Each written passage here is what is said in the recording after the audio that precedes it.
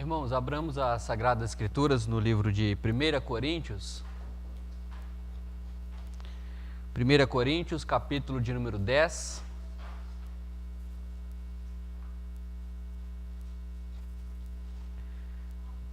Coríntios, capítulo de número 10.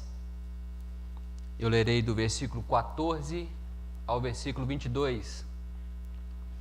Confesso que é um texto difícil, desafiador, demandou tempo de estudo, mas eu rogo a Deus que pela infinita misericórdia Ele fale ao nosso coração, nos dando a instrução necessária para o nosso aprendizado e desenvolvimento na presença do nosso grandioso Deus. 1 Coríntios, capítulo de número 10, do versículo 14 ao versículo 22. A palavra de Deus diz assim: Portanto, meus amados irmãos, fugi da idolatria. Falo como a criteriosos, julgai vós mesmos o que digo. Porventura o cálice da bênção que abençoamos não é a comunhão do sangue de Cristo? O pão que partimos não é a comunhão com o corpo de Cristo? Porque nós, embora muitos, somos unicamente um pão, um só corpo, porque todos participamos do único pão. Considerai o Israel segundo a carne. Não é certo que aqueles que se inclinam e se alimentam dos alimentos são participantes do altar? Que digo, pois, que o sacrifício ao ídolo é alguma coisa? Ou que o próprio ídolo tem algum valor? Antes, digo que as coisas que eles sacrificam é a demônios que as sacrificam e não a Deus. E eu não quero que vos torneis associados aos demônios. Não podeis beber o cálice do Senhor e o cálice dos demônios. Não podeis ser participantes da mesa do Senhor e da mesa dos demônios. Ou provocaremos zelos no Senhor? Somos, acaso, mais fortes do que Ele? O texto que se encontra diante de nós, ele pode ser dividido em duas partes, uma que vai do versículo 14 ao versículo 17, e uma segunda parte que vai do versículo 17 até o versículo 22. E quando nós olhamos para esse texto, logo remete à nossa memória o sacrifício de Jesus Cristo na cruz. Remete à nossa memória a ceia do Senhor que é preparada para a nossa comunhão espiritual com Deus. Mas quando nós olhamos para todo o contexto, nós vemos que o apóstolo Paulo ele tem como objetivo responder algo que estava acontecendo na cidade de Corinto e também com os irmãos que haviam se convertido ao Evangelho. A cidade de Corinto ela era conhecida por causa da sua riqueza, sua grandiosidade, por causa da sua população volumosa. E por ser uma cidade portuária, Corinto estava aberta ao mundo. Os cidadãos eram adeptos a todas as camadas sociais, culturais e religiosas. Havia muita prostituição, muito paganismo, muita adoração a ídolos. E Paulo, olhando para a situação que a igreja se encontrava, ele vem com o objetivo de sanar esse problema, mostrando para aqueles irmãos qual era a direção que eles deveriam seguir para a glória do nosso Senhor e Salvador, Jesus Cristo. Do capítulo 8 ao capítulo 11, versículo de número 1, Paulo busca apontar para qual deve ser a conduta dos cristãos diante do paganismo, como eles deveriam proceder diante dos rituais que eram realizados aos ídolos. O fato de ser uma cidade bem idólatra era muito comum haver consagrações a ídolos naquela cidade. Interessante que essas consagrações a ídolos era algo social, era algo comum em meio àquelas pessoas. E aqueles que não participavam do sacrifício aos ídolos, dos manjares que eram colocados diante das mesas, eram considerados como pessoas excluídas da sociedade. O bonito, em Corinto, era adorar ídolos, era viver na prostituição, era seguir doutrinas que eram contrárias à vontade de Jesus Cristo. Mas o fato do evangelho ter chegado na cidade de Corinto trouxe uma mudança de mentalidade na vida de alguns.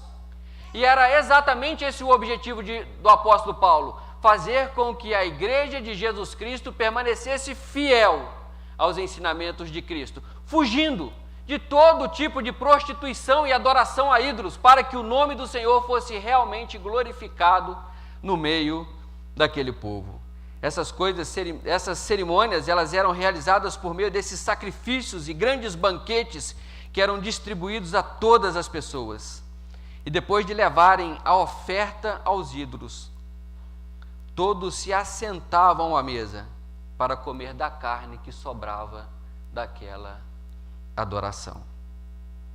Depois das refeições, tudo o que restava era levado para os açougues da cidade para que pudesse ser vendido aquela carne de forma mais barata para as outras pessoas. Toda essa situação estava trazendo desconforto para a igreja de Corinto, pelo menos para alguns irmãos que participavam daquela igreja. Alguns se consideravam fortes e acreditavam que não haveria problema nenhum participarem da mesa dos ídolos. Mas outros, por serem neófitos, novos na fé, se sentiam profundamente escandalizados diante daquela situação, pois dentro deles havia a indagação: como pode alguém que se converteu a Jesus Cristo ser participante da mesa dos demônios? Como que pode alguém que se converteu a Jesus Cristo continuar vivendo uma vida mundana, mesmo entendendo que Cristo é o único que deve ser adorado nesse mundo? Isso estava trazendo prejuízo para aqueles irmãos. Alguns estavam até mesmo tomando outros caminhos, porque a sua mente estava ficando confusa. E diante disso, irmãos, nós vemos de imediato a importância do nosso testemunho como igreja do Senhor. Nós somos chamados por Deus para viver uma vida santa, reta e profunda nos ensinamentos de Jesus Cristo. E tudo o que passar disso deve ser descartado.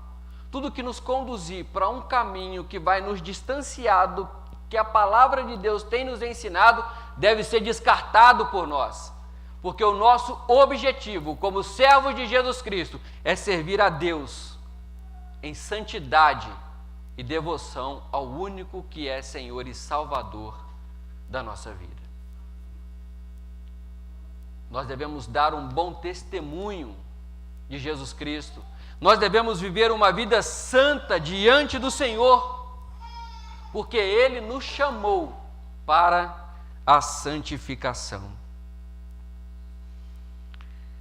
Diante disso, Paulo escreve aos Coríntios para os orientarem sobre como os cristãos de Corinto deveriam agir. E a temática do nosso sermão é fugindo da idolatria. Por que fugindo da idolatria? Porque nós, como servos de Jesus Cristo, não podemos nos assemelhar a estas coisas, irmãos. Nós já vivemos uma vida distante de Jesus Cristo. Isso todos nós. Ninguém passa por despercebido diante do Senhor. Até mesmo as crianças que nascem em meio a famílias cristãs, elas acabam em um momento ou outro se distanciando um pouco de Jesus Cristo, porque existe um momento específico para que Deus opere a graça eficaz no coração dessa pessoa, para que ela venha se converter realmente a Jesus Cristo. E até que esse processo seja realizado, existem momentos de desvios, momentos que nos conduzirão para distante do Senhor, mas haverá também aquele momento que nos aproximará mais e mais do nosso Senhor e Salvador Jesus Cristo, diante da ideia de que todos nós somos cristãos convertidos em Jesus Cristo. Nós temos então como objetivo seguir a palavra de Deus como o ensinamento máximo para nós todos os dias da nossa vida. Devemos fugir da idolatria. Devemos fugir da aparência do mal, para que Cristo seja glorificado através da nossa vida, através da nossa vida de testemunho como cristãos. E o primeiro ponto que nós vamos ver é que a liberdade cristã, ela está na união com Cristo. Do versículo 14 ao versículo 17, o apóstolo Paulo diz assim: portanto, meus amados irmãos, fugi da idolatria. Falo como a criteriosos, julgais vós mesmos no que digo. Porventura o cálice da bênção que abençoamos não é a comunhão com o sangue de Cristo? O pão que partimos não é a comunhão com o corpo de Cristo? Porque nós, embora muitos, somos unicamente um pão, um só corpo, porque todos participamos do único pão. Paulo ele inicia sua argumentação com um enfático exatamente por isso, apontando para aquilo que ele já havia dito nos versículos anteriores. O apóstolo Paulo já havia relatado a situação do povo de Israel, como eles haviam se corrompido em sua peregrinação após todo o trabalhar do Senhor, para os libertar da escravidão, para os tirar das garras de Faraó e os conduzir a uma nova terra, a uma terra prometida. Eles ainda assim se corrompem. Um pouco de tempo que eles tiveram, que os mantiveram distante de Moisés, foi o suficiente para que eles pudessem criar um bezerro de ouro e ali dedicar a sua adoração àqueles ídolos. Interessante que lá no livro de Êxodo mostra que não somente ofereceram sacrifício àquele ídolo ou àqueles ídolos, mas também disseram: veja se não é esses ídolos que nos tiraram da terra do Egito. Rapidamente esqueceram do Senhor, rapidamente se desviaram do caminho de Jesus Cristo, e isso é o que estava acontecendo na igreja de Corinto. Irmãos que haviam se convertido ao Evangelho, haviam conhecido a Jesus Cristo, estavam se corrompendo, estavam se distanciando dos ensinamentos de Jesus Cristo, e Paulo chama a atenção deles: fugir da idolatria, voltai para o caminho, seguir o que Cristo tem nos ensinado, para que sejamos bons testemunhos da graça e do amor de Jesus Cristo sobre a nossa vida. Irmãos, Paulo exorta fugir da idolatria. Qual é a idolatria que tem vivido no seu coração? O que é que você tem adorado mais do que a Deus, do que a Jesus Cristo? Seus filhos, sua esposa, seus pais, seu estudo, seu conhecimento intelectual, sua capacidade de resolver as coisas, sua capacidade de se desenvolver melhor do que os outros na empresa? Se existe algum ídolo dentro do seu coração que tem tomado o lugar de Cristo, você deve removê-lo de você, porque Cristo deve ser glorificado. Tudo aquilo que nos leva a uma adoração falsa deve ser retirado da nossa vida, porque Cristo, Ele é suficiente para cada um de nós, meus irmãos. E esse amor maravilhoso de Jesus Cristo, ele deve permanecer em nossa vida.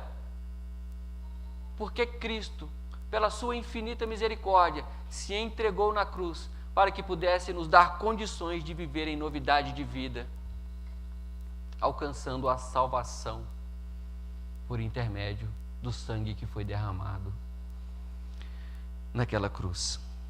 O alerta de Paulo é que aqueles irmãos de Corinto deveriam fugir da idolatria, deveriam mudar a conduta deles diante do Senhor.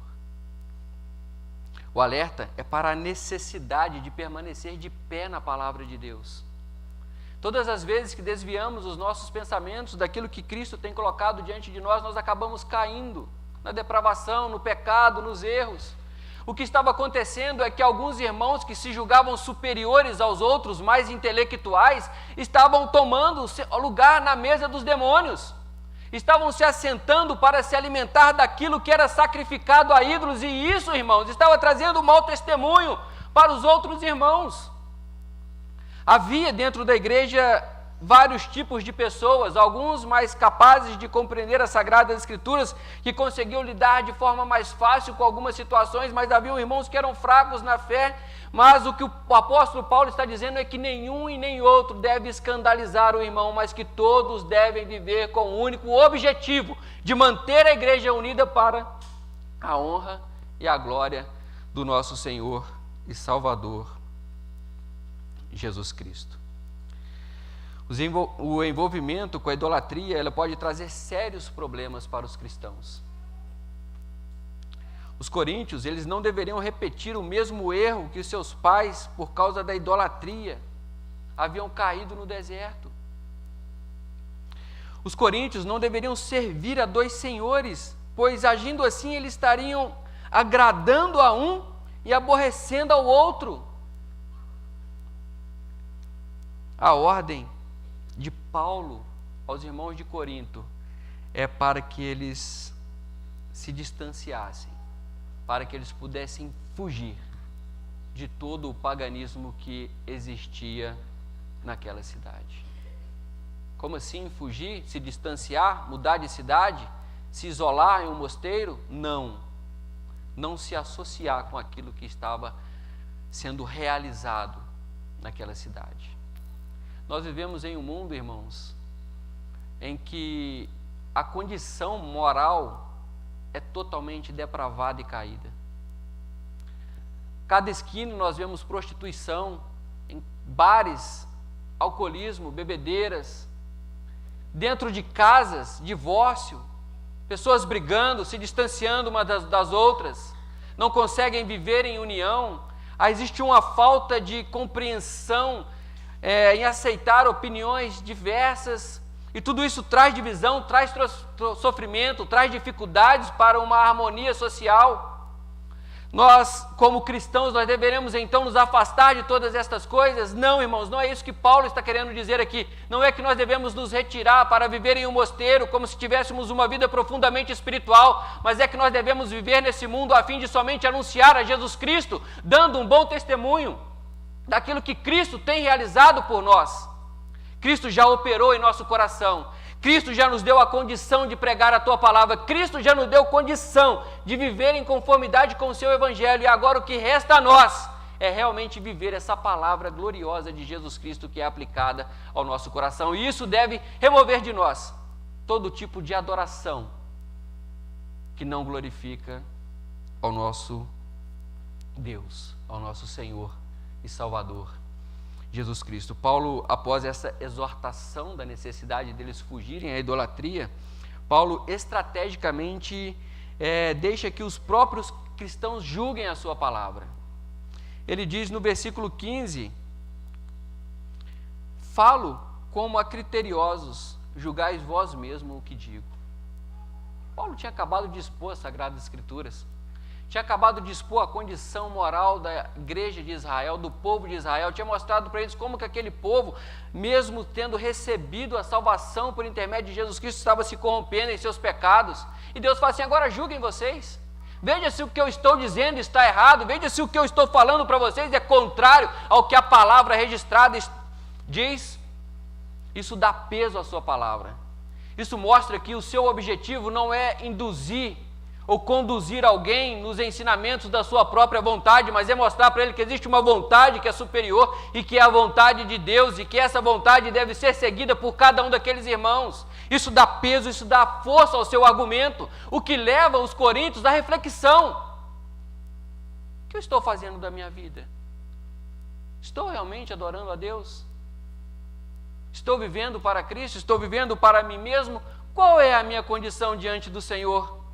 Talvez várias indagações começaram a surgir na cabeça daqueles irmãos. Será que estou correto em participar da mesa dos demônios? Será que estou agindo de forma correta ao me envolver com toda a prostituição existente aqui na igreja de Corinto? Aliás, na igreja não, na cidade de Corinto. Será que estou agindo de forma correta ao me envolver com jogos, com bebedeiras, com embriaguez? Será que estou agindo correto em ir de forma contrária aos ensinamentos de Jesus Cristo e de forma contrária à palavra de Deus? Acredito que quando eles olharam para o apóstolo Paulo, questionando a eles, e olharam para a palavra de Deus, um profundo arrependimento deve ter chegado ao coração daqueles que eram realmente convertidos. Porque tudo aquilo que Israel fez para desonrar ao Senhor voltou como prejuízo para a vida deles.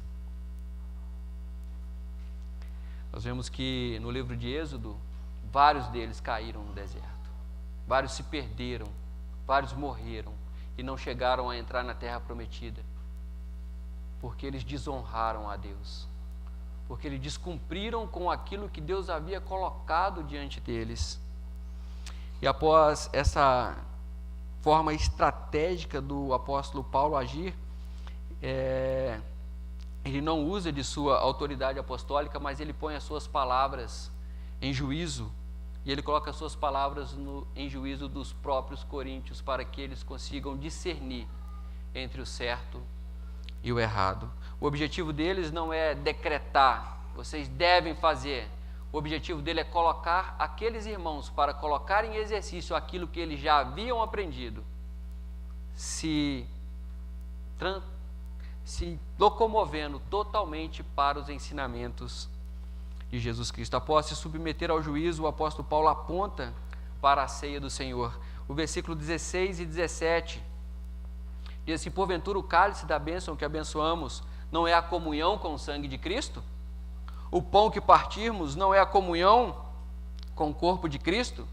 O que Paulo quer mostrar para aqueles irmãos é que a ceia do Senhor é o símbolo máximo de união, e que por meio dela nós, como verdadeiros cristãos, desfrutamos de uma união com os irmãos e de uma união com Cristo, que é marcada pela sua presença poderosa no meio do seu povo.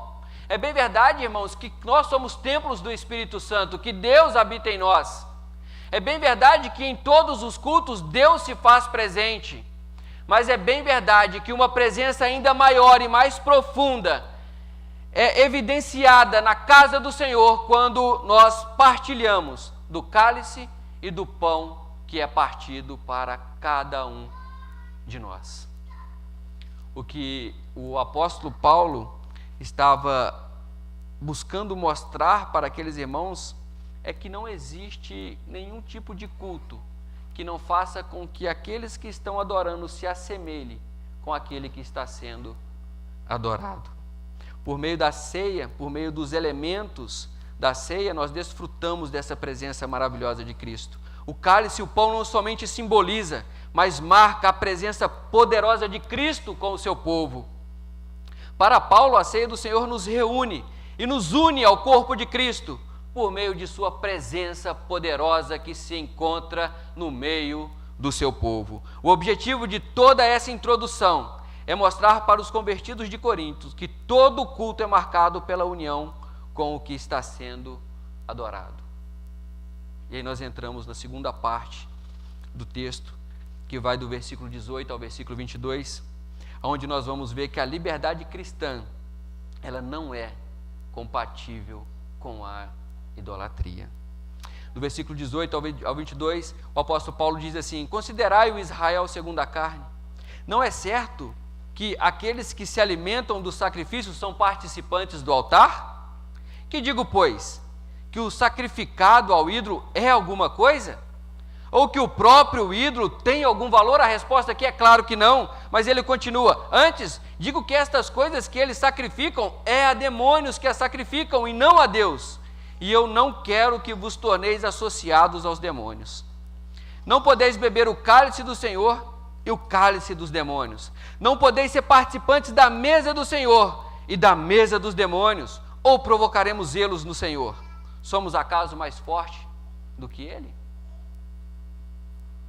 O apóstolo Paulo deixa de forma bem clara a necessidade que aqueles irmãos tinham naquele exato momento de fugir de tudo aquilo que os associava a outros deuses, tudo aquilo que os levava a uma associação ao paganismo. A idolatria deveria ser realmente removida da vida deles, e eles deveriam se dedicar constantemente para os ensinamentos de Jesus Cristo, assim como nós, irmãos, quando participamos da ceia do Senhor, nos assemelhamos a Cristo. Aqueles irmãos, quando eles participam da idolatria, eles se assemelham àquilo que eles estão adorando. Todas as vezes que desviamos o nosso coração para o pecado, para o erro, para aquilo que está contrário às Sagradas Escrituras, nós nos assemelhamos a este mal, e isso traz prejuízo para a nossa vida espiritual. Hoje nós vamos participar da ceia do Senhor, ela se encontra diante de nós compartilharemos dessa presença mais forte de Jesus Cristo em nosso meio, e a pergunta é: como está o seu coração? Como está a sua vida diante do Senhor? Você tem se assemelhado ao paganismo? Você tem conduzido a sua vida de qualquer maneira? Você não tem levado a sério a palavra de Deus? Ou você tem observado e você tem buscado cada vez mais se aproximar dos ensinamentos de Jesus Cristo? Paulo, ele não tinha por objetivo desenvolver uma nova doutrina sobre a Santa Ceia, mas ele tinha como objetivo explorar o conhecimento daqueles irmãos da igreja de Corinto.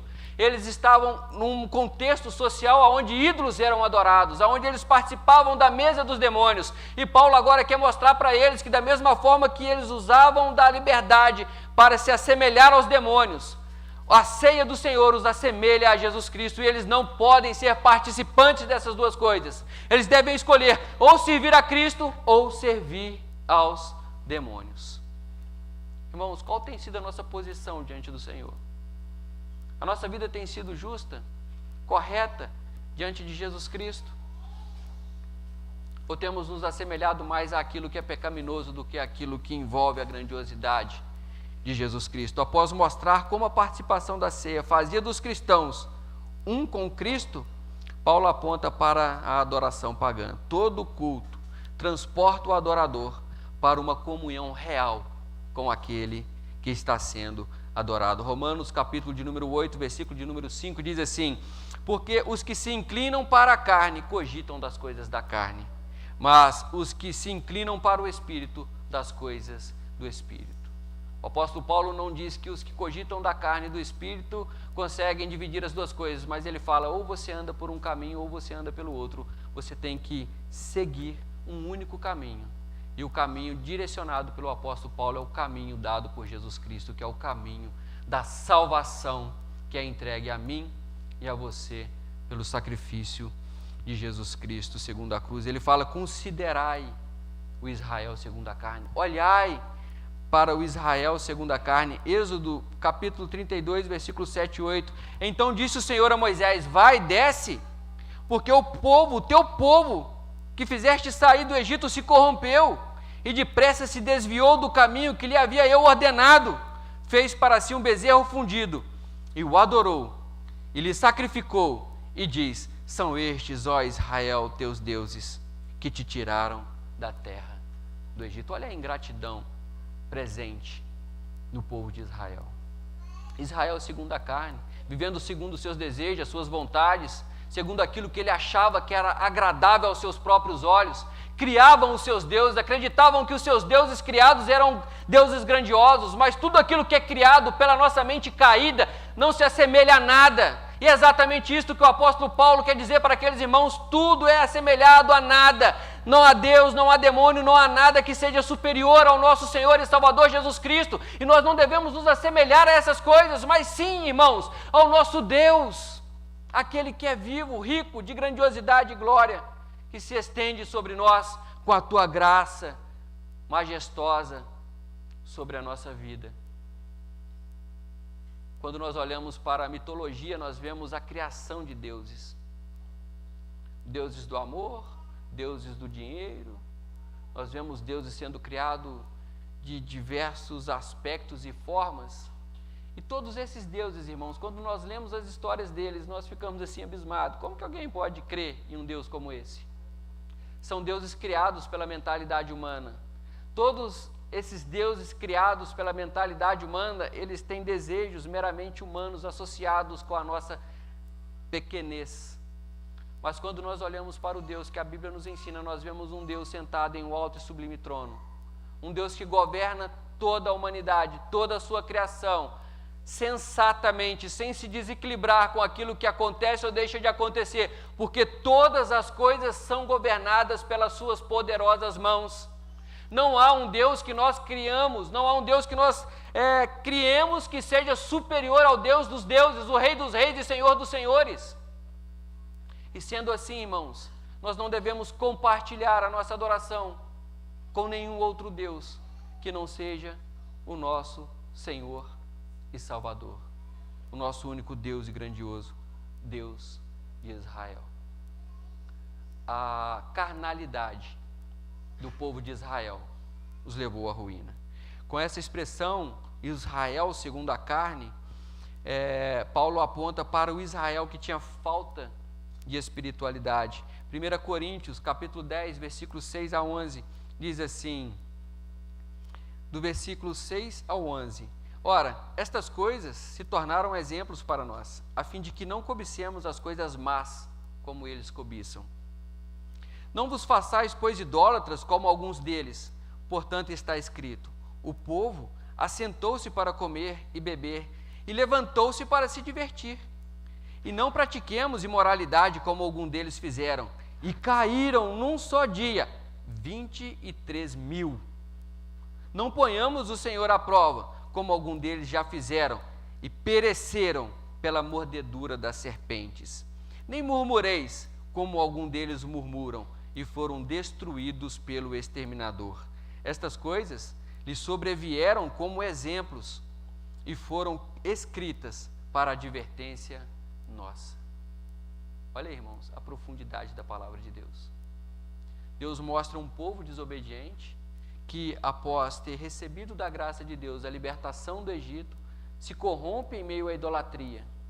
E o apóstolo Paulo diz que tudo isso foi para testemunho, para que nós hoje pudéssemos observar, a fim de não cairmos do mesmo erro que eles caíram em um outro momento. Eu acho que a história tanto próxima quanto a história distante, ela tem esse objetivo, ela serve para esse objetivo, não tem esse objetivo, mas ela serve para esse objetivo. Nós podemos olhar para a história da humanidade, podemos enxergar ao longo dos anos os declínios que ocorreram na sociedade e podemos usar desses erros para fazermos aquilo que é correto diante do Senhor. Se Israel caiu em meio à idolatria, nós também não podemos cair na idolatria, mas nós devemos viver uma vida de santidade, reconhecendo a Jesus Cristo como nosso Senhor e Salvador, reconhecendo a salvação de Cristo como o ato maior do Senhor realizado sobre nós. Os cristãos de Coríntios, eles estavam aprendendo a discernir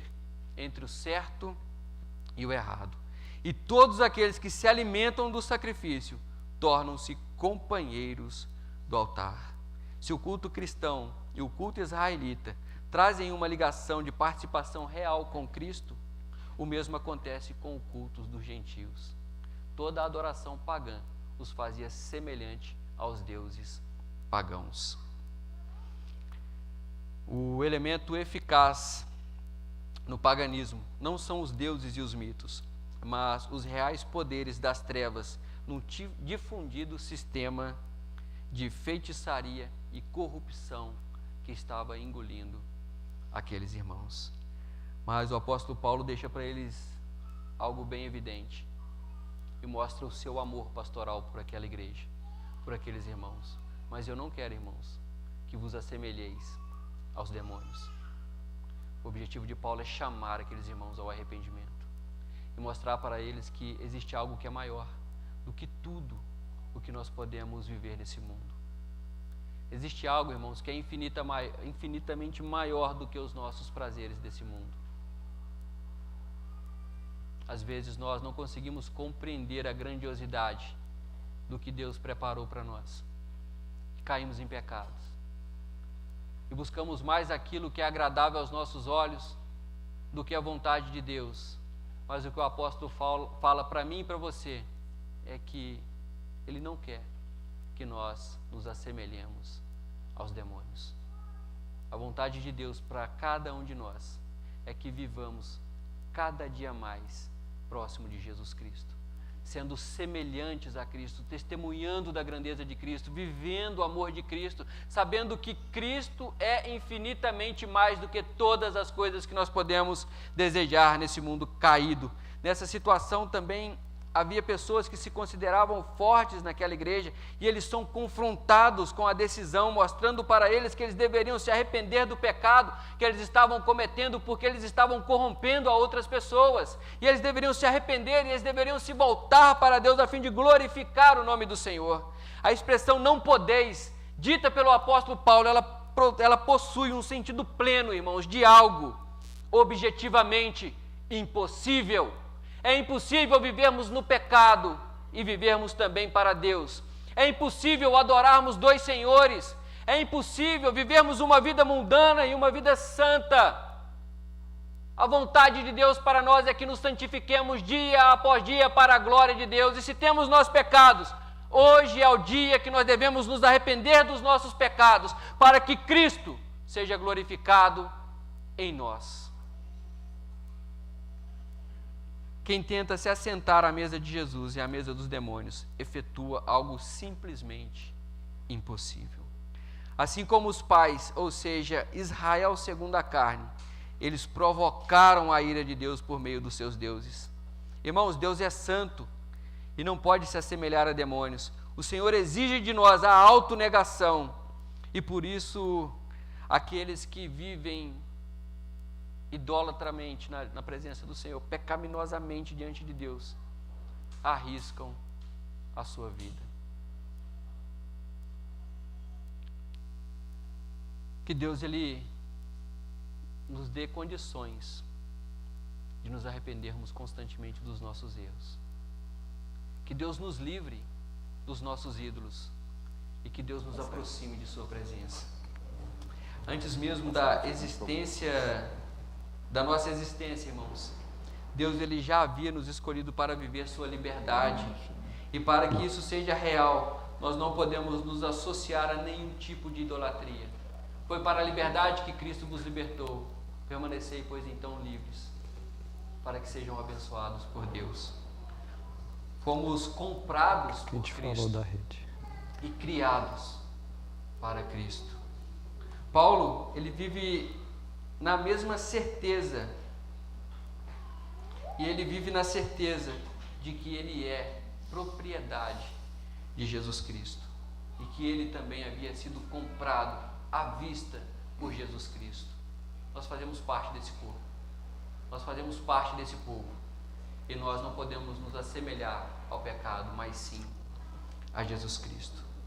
Irmãos, que nada venha sobre a nossa mente para nos dividir, para nos separar, mas que tudo que for realizado seja para a glorificação do nome do nosso Senhor e Salvador Jesus Cristo. Irmãos, a nossa participação deve ser no sangue e no corpo muito de lá na Cristo. frente. Que a nossa liberdade, ela seja verdadeira Não para fazer, por exemplo, você faz semana que vem, por exemplo. e que nós não usemos dessa liberdade para De trazer a fazer reunião aquilo que é para semana que desagradável ao Senhor, vem. mas que nós usemos essa liberdade para nos aproximar dia após dia daquele que é Senhor e Salvador da nossa vida. Que Deus nos abençoe, que Deus nos santifique e que Deus nos dê condições de viver realmente para a glória dele. Fechem os olhos, irmãos, e orem comigo. Senhor Deus bendito e santo, nós te louvamos, ó Pai, porque a tua palavra é viva e eficaz. Porque a tua palavra, ó Deus, da mesma forma que falou aos coríntios, fala hoje ao nosso coração, nos mostrando, ó Deus, que o seu objetivo é nos aproximar da tua presença, é nos mostrar, ó Deus, o quão grandioso o Senhor és e como o Senhor, ó Pai, tem nos capacitado a viver a favor desta grandiosidade. Que o Senhor, ó Deus, não nos deixe cair em tentação, mas que possa nos livrar de todo o mal, nos mostrando, ó Pai, dia após dia o teu poder e a tua grandeza. Que o Senhor nos conduza aos ensinamentos do Senhor, que haja desejo, que haja vontade dentro de nós, de cada dia nos aproximarmos da tua palavra, que haja sede em nós de nos alimentarmos, ó Deus, do Senhor, da tua palavra, da tua grandeza, para que em momento algum, ó Deus, nós sejamos semelhantes ao mal, mas para que em tudo nos assemelhemos a Jesus Cristo, nosso Senhor. Obrigado, ó Deus, pela tua palavra, obrigado pela salvação, obrigado, ó Deus, por este culto e pela oportunidade que o Senhor nos dá de sermos participantes da mesa do Senhor. Que o Senhor seja louvado e que nós desfrutemos da tua presença real e poderosa em nosso meio para a tua glória e a tua salvação, a tua glorificação